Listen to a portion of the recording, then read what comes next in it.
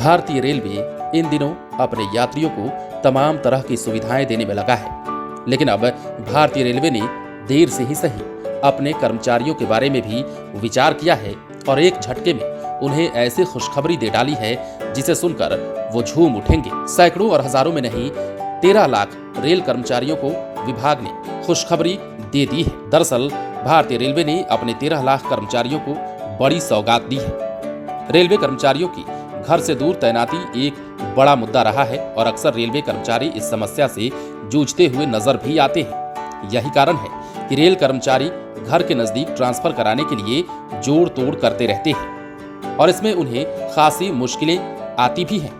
लेकिन अब ट्रांसफर के काम को रेलवे आसान बनाने जा रहा है। रेलवे बोर्ड ने आजादी के अमृत महोत्सव पर ऐसी पॉलिसी तैयार करने का ऐलान कर दिया जिससे रेलवे के 13 लाख कर्मचारियों को ट्रांसफर कराने में आजादी मिल जाएगी।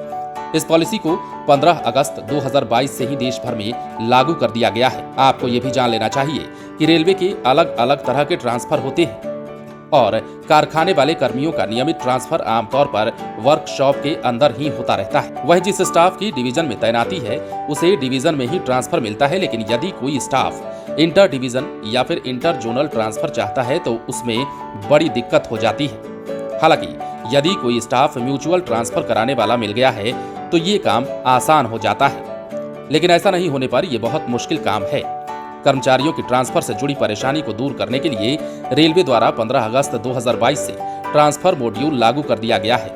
इसके तहत रेलवे के सॉफ्टवेयर बनाने वाले संगठन centre for railway information system यानी कि CRIS ने कर्मचारियों के प्रबंधन के लिए एक अहम मॉड्यूल तैयार किया है जिसको NRMS नाम दिया गया है। रेलवे विभाग का कहना है कि इंटर जोनल और इंटर डिविजनल ट्रांसफर के लिए सभी आवेदन इसी मॉड्यूल के जरिए फाइल होगी। इसके अतिरिक्त पहले से लंबित ट्रांसफर आवेदनों को भी इसी मॉड्यूल पर अपलोड किया जाएगा।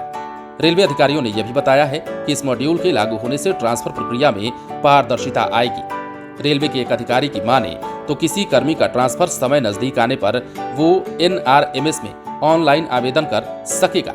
एक ही जगह के लिए 2 आवेदन आने पर पहले वाले को प्राथमिकता दी जाएगी। कर्मचारी के आवेदन पत्र पर सुपरवाइजर, ब्रांच अधिकारी और कार्मिक विभाग के अधिकारी भी अपना राय दे सकेंगे, लेकिन ट्रांसफर पर आखिरी फैसला DRM या फिर ADRM का ही होगा। तो ऐसे में भारतीय रेलवे ने अपने 13 लाख कर्मचारियों को ऐसी खुशखबरी दी है जिसे जानने के बाद वो भी काफी उत्साहित हो जाएंगे।